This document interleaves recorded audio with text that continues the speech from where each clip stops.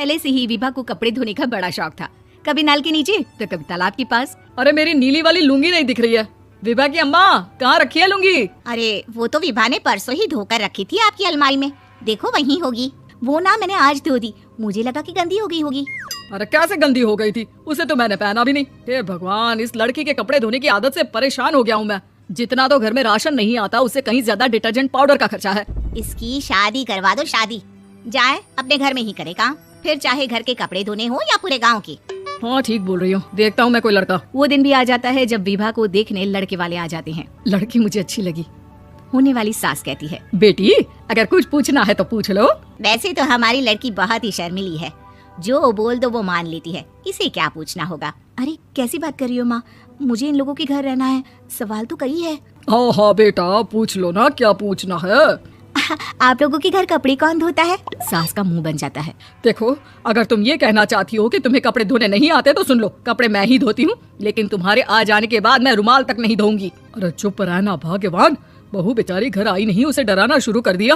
वो क्या है ना बिटिया, अभी तक तो ये कल्लू की माँ ही धोती थी, लेकिन अब तुम्हारे पापा तो दहेज में वॉशिंग मशीन देंगे ही। तभी विभा की माँ बोल पड़ती है, सवाल भी पूछा तो क्या। वैसे भाई साहब, मशीन की तो फिर भी कपड़े धोने की कैपेसिटी होती है, मतलब जो बिटिया दे रहे हैं ना विभा, इसे कपड़े धोने का बहुत शौक है। ये आप लोगों के क्या आस पड़ोस गांव मोहल्ले सबके कपड़े धो दे और उफ तक ना करे। बाहर देखा नहीं आपने कितने कपड़े सूख रहे हैं, सब हमारी बिटिया ने ही तो धोए हैं। बस भी करो ना माँ, शर्म आ रही है इतनी तारीफ सुनकर। और तो और एक दाग निकाल कर दिखाओ तो मान जाओ। हाँ अच्छा अच्छा, माफ करना बेटा, मैंने गलत समझा, हमें तो रिश्ता बहुत पसंद है। और ऐसे जुड़ जाता है रिश्ता कपड़े धोने का शौक रखने वाली विभा का। उसकी शादी हो जाती है कोयला फैक्ट्री में काम करने वाले कल्लू के साथ। शादी के बाद अचानक विभा चिल्लाती हुई सास के पास आती है, सासू माँ, अरे सासू माँ कहाँ है आप? ये तो धोखा है, धोखा दिया आप लोगों ने मुझे। इसे ससुर के चक्कर के बारे में पता चल गया। अरे तो उसमें तुझे क्यों धोखा मिला है? अरे नल में पानी नहीं आता, कपड़े कैसे कब धुलेंगे? अच्छा अच्छा, तू पानी नहीं आ रहा उसकी बात कर रही है? तो आपने क्या सोचा? कुछ नहीं। अच्छा तेरी माँ ने कहा था कि कपड़े धोने का शौक है तुझे, याद आया मुझे।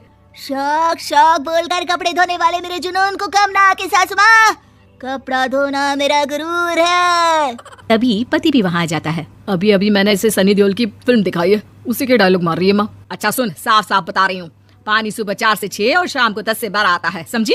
विभा टाइमिंग सुनकर हैरान हो जाती है। ये क्या भूतों का मोहल्ला है? सुबह 4 बजे उठकर कौन कपड़े धोता है? 4 बजे टंकी में पानी जाता है, फिर सारा दिन धोना ना, किसने मना किया? अरे कैसी बात कर रही हैं? 200 लीटर की टंकी में कितने कपड़े धो लूंगी मैं? सुबह ही उठ जाऊंगी मैं। अब क्या था, विभा सुबह 4 से लेकर रात के 12 बजे तक कपड़े ही धोती रहती। एक रोज सास पड़ोस से निकलकर कहीं जा रही होती है कि साथ वाली कहती है, हाँ कल्लू की माँ, जरा ये बताओ कि 2 साड़ी है, 2 ब्लाउज और एक पेटीकोट और एक नाड़े वाला लंबा कच्छा। हाँ तो? अरे तो क्या, कितना लोगी धुलाई ये बताओ। धोबन दिख रहे हैं हम क्या? हमारे पति सरकारी नौकरी से अभी अभी रिटायर हुए हैं और बेटा सुपरवाइजर है कोयला फैक्ट्री में। धोबन समझ रखा है हमें? हाय रे कल्लू की अम्मा, माफ कर दो, वो तो मोहल्ले में यही सब बता रहे थे कि तुमने बहू को कपड़ा धुलवाने के काम में लगा दिया है। सास को पड़ोसन की बात सुनकर गुस्सा आ जाता है। वो घर पहुंचती है जहां घर के बाहर ही इतने सारे कपड़े सूख रहे होते हैं जितने कि किसी धोबन के घर पर। अरे ओ कल्लू की दुल्हन, बाहर निकल। माँ जी यहीं आ जाओ, बाथरूम में चादर धो रहे हैं हम। अरे अभी हम धोते हैं, तुमको बाहर निकलो। ये आस पड़ोस वाले बोल रहे हैं कि हम बहू से कपड़े धुलवा धुलवा कर उसे कपड़ा धोने वाली बना दिए हैं। अरे छोड़ो ना माँ जी, किन लोगों की बातों में आती हो? आस पास के लोगों का तो काम ही होता है कि वो किसी तरह सास बहू को लड़ा दे। बहू सारे घर के कपड़े धोती है, ये क्या कम है? बोलिए। सास को भी लग जाता है कि वो बहू का ये सनकीपन नहीं छुड़वा सकती, इससे अच्छा है कि खुद ही चुप हो जाए। एक रोज सास और बहू मंदिर जाते हैं जहाँ सास की साड़ी वहाँ खड़ी भीख मांगने वाली से मिलती है। माँ जी क्या बात है, आपकी साड़ी उस भिखारन से कितनी मिल रही है ना? हाँ हाँ देखो तो, दोनों की साड़ी मिल रही है। क्या बात है कल्लू की अम्मा, तुम खुद को तो अफसर की बीवी बताती हो और ऐसी सिंपल सी प्लेन साड़ी पहनकर घूमती हो। सिंपल और प्लेन नहीं है ये साड़ी। तो क्या सोने के धागे से फूल बने हैं? कुछ भी सासू माँ, कुछ भी।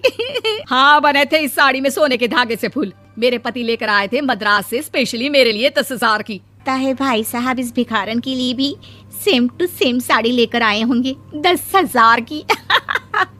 सास उस वक्त कुछ नहीं कहती, लेकिन बहू के साथ घर आती है और अलमारी से एल्बम निकाल कर लाती है। ये साड़ी देख रही है, ये वही साड़ी है जिसे मैंने अभी पहना था।